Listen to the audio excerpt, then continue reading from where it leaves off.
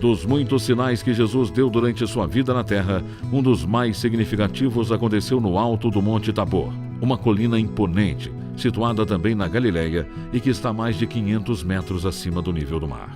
Neste local, conta a Bíblia que Jesus se transfigurou diante de Pedro, Tiago e João, seus discípulos. Aqui as vestes do Senhor ficaram brancas reluzentes, e se ouviu uma voz dos céus que dizia: Este é meu Filho amado, escutai-o. Atualmente o lugar abriga a Basílica da Transfiguração e um convento franciscano. À frente da igreja, ruínas lembram o antigo mosteiro beneditino do século XII. Todo o lugar é moldurado por uma paisagem deslumbrante e é um convite para os peregrinos entrarem em sintonia com suas próprias vidas e com a natureza. Dentro da Basílica, diversas obras fazem referência à transfiguração narrada deste ponto. Desde a fachada com arcos, as portas de bronze, escadaria e presbitério erguido sob a pedra da Transfiguração, ao grande mosaico que ilustra Jesus ao centro, Moisés com as tábuas da lei à esquerda, Elias à direita e os apóstolos Pedro, Tiago e João logo abaixo. A Basílica ainda conta com 2 capelas menores dedicadas a eles, Elias e Moisés. Tudo aqui é tecido pela história e revestido de sentido, já que na Transfiguração, Cristo mostra sua glória e divindade.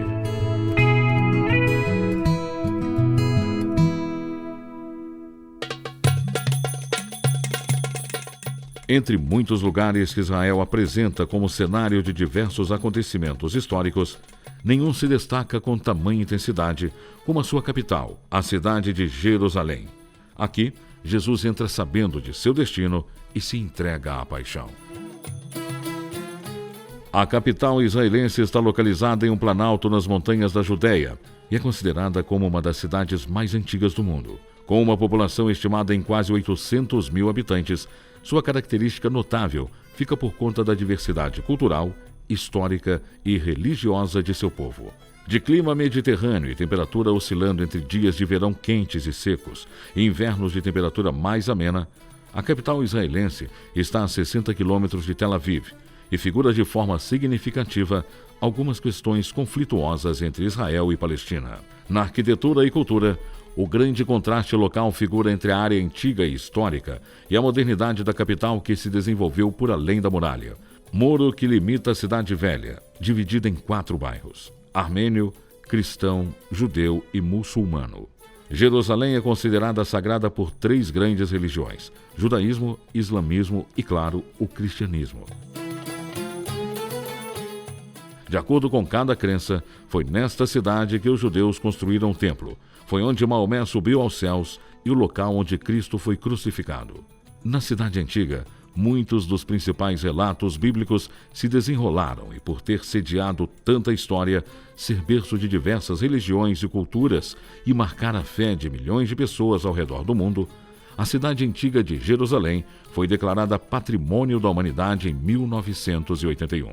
A Cidade Velha teve sua construção original feita pelo rei Davi em 1004 a.C. e desde os primórdios foi considerada como centro do mundo. Para delimitar sua área, uma muralha de mais de 4 quilômetros, 34 torres e uma pequena cidade foi construída. Para ter acesso a essa área de patrimônio da humanidade, 7 portões permitem o trânsito de turistas e moradores de Jerusalém. Em cada portão, a descoberta de uma cultura diferente. No portão de Damasco, o maior e mais majestoso, encontra-se o quarteirão árabe, marcado pela grande movimentação de pessoas, comércio e temperos típicos. Próximo dali, o Portão Novo permite entrada no bairro cristão, que conta com mais de 40 igrejas e monastérios. Nesta área destaca-se a presença da Igreja do Santo Sepulcro e os pontos de passagem da Via Dolorosa de Jesus. Outro acesso ao bairro cristão é permitido pelo Portão de Jafa, que também é muito movimentado e fica ao lado da Cidadela de Davi. Já o Portão de Herodes dá acesso a uma área mais residencial e rodeada pelo comércio. Nas proximidades da mesquita mais famosa, o Portão dos Leões fica em frente ao Monte das Oliveiras e chama a atenção pelo cemitério construído em seu entorno.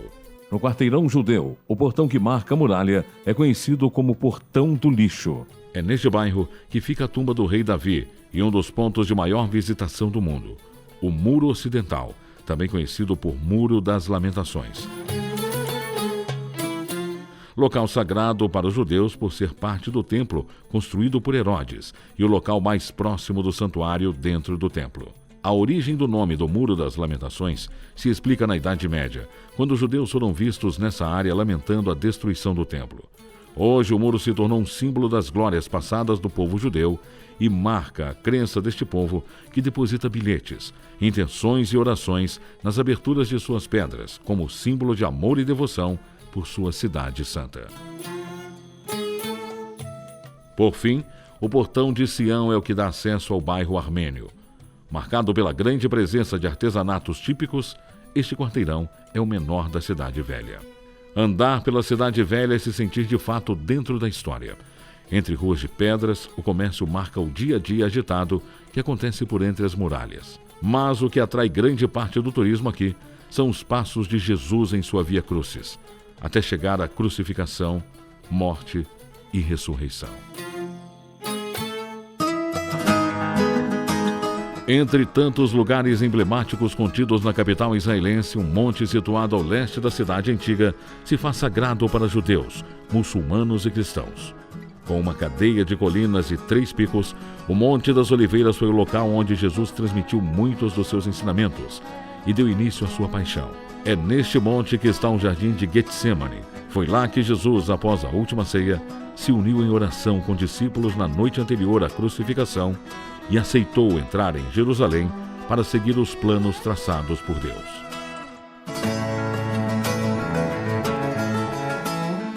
No Evangelho de São Lucas, o lugar é apresentado como o ponto onde Jesus suou sangue. Hoje, a Capela Franciscana Dominus Flevit tem em sua arquitetura a forma de uma lágrima, fazendo memória a essa passagem da vida de Jesus.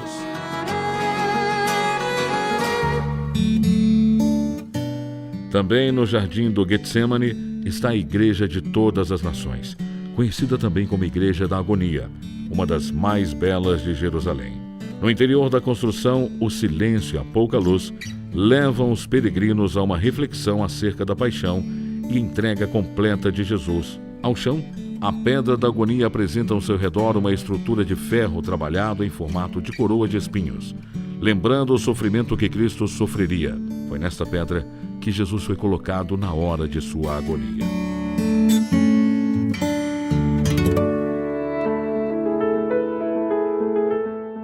Próximo dali, a Gruta da Traição faz memória e entrega do discípulo traidor. Neste ponto, Judas Iscariote selou o destino de Cristo com um beijo que o entregou aos soldados. Hoje, uma capela intimista é o ponto que recorda a disposição do Senhor e o início de sua flagelação.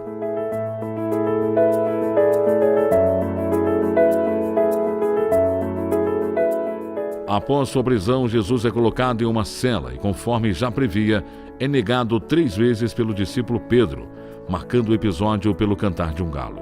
A Igreja de São Pedro Galicanto é como o nome sugere, e registra essa passagem, abrigando também a cela que teria aprisionado Cristo.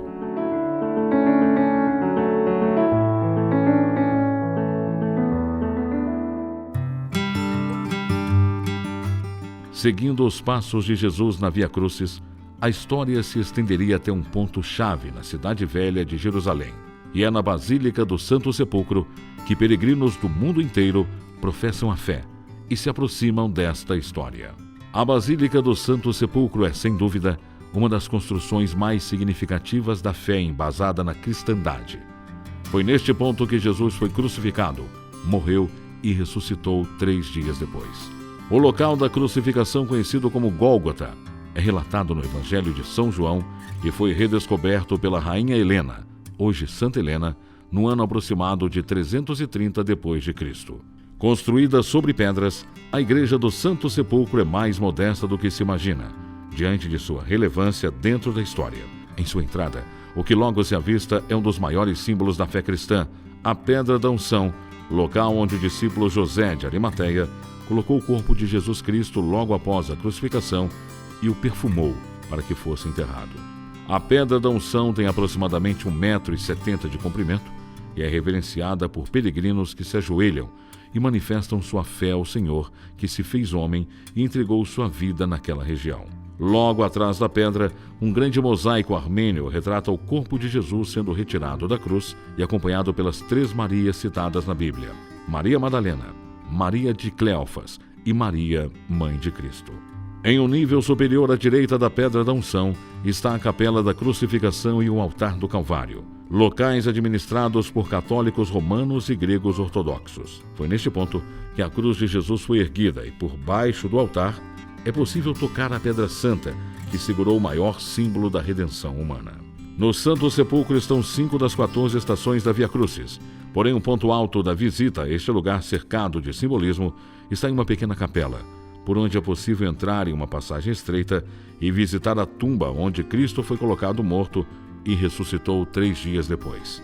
Ali está a pedra que marca a Páscoa do Senhor, o ponto exato onde Jesus, sem vida, ressuscita e comprova sua divindade. Recentemente, novas pesquisas arqueológicas feitas na área descobriram sinais que comprovam ainda com mais firmeza que o local foi o ponto exato da tumba de Cristo.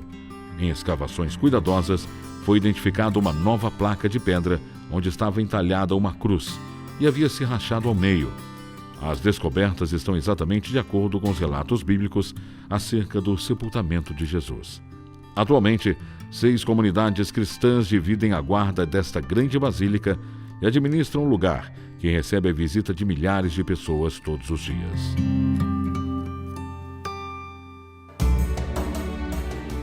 Depois da ressurreição, Jesus ainda se manifesta ao povo da época e comprova a proximidade do reino. Em Emaús, uma cidade antiga localizada a aproximadamente 20 quilômetros de Jerusalém, ele caminha ao lado dos discípulos, que só o reconhecem depois do partir do pão. Essa passagem é descrita com detalhes no Evangelho de São Lucas e marca a presença viva de Cristo ressuscitado. Hoje, o local é um grande sítio arqueológico que permite a visitação dos turistas. Posteriormente, no cenáculo, lugar da última ceia e onde se instituiu a Eucaristia, ele se encontra com Maria e seus discípulos. O cenáculo é uma sala superior, localizada no 2º andar da capela que abriga a tumba do rei Davi. Hoje, cristãos e judeus ainda compartilham o mesmo prédio e convivem em considerável harmonia.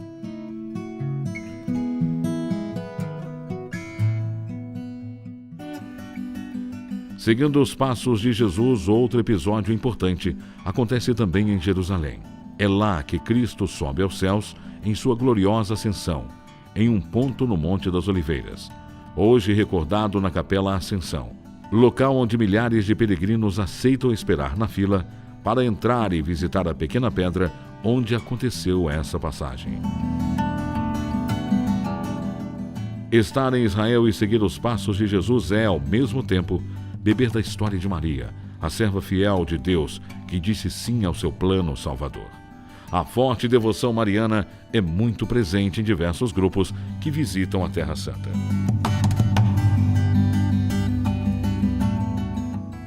Na igreja de Santana, a construção que registra o lugar onde foi a casa de Ana e Joaquim, os pais de Maria, é possível entender o início da história de Nossa Senhora e posteriormente do seu filho Jesus. A igreja, construída no século XII, é dedicada à avó de Cristo e logo à frente está a piscina citada por João na Bíblia, onde um paralítico se encontrava há 38 anos e foi curado pelo Senhor. Entre tantos locais que lembram a vida de Nossa Senhora, uma igreja se destaca, a Abadia da Dormição, local onde acredita-se que Maria adormeceu para um sono eterno, que levaria ao encontro de seu filho Jesus. Este dogma da igreja é lembrado na construção que fica no Monte Sião, e é um templo construído entre os séculos XIX e XX e está sob a guarda beneditina. Neste espaço, uma sala circular onde Maria entrou em repouso, abriga uma grande imagem da Virgem e faz memória ao término da caminhada terrena de Maria de Nazaré.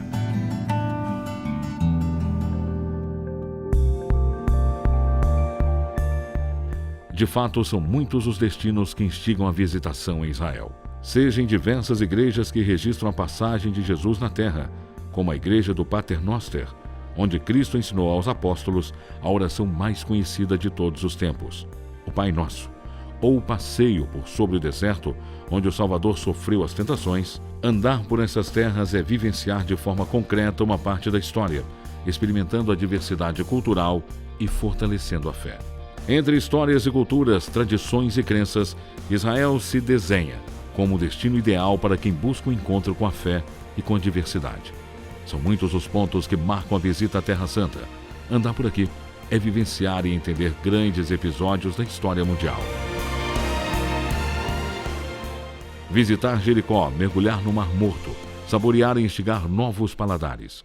Um conjunto completo de um destino que sela, de forma brilhante, a relevância do país que recebeu o Filho de Deus e que permite a qualquer cidadão reviver e seguir os passos de Jesus na Terra.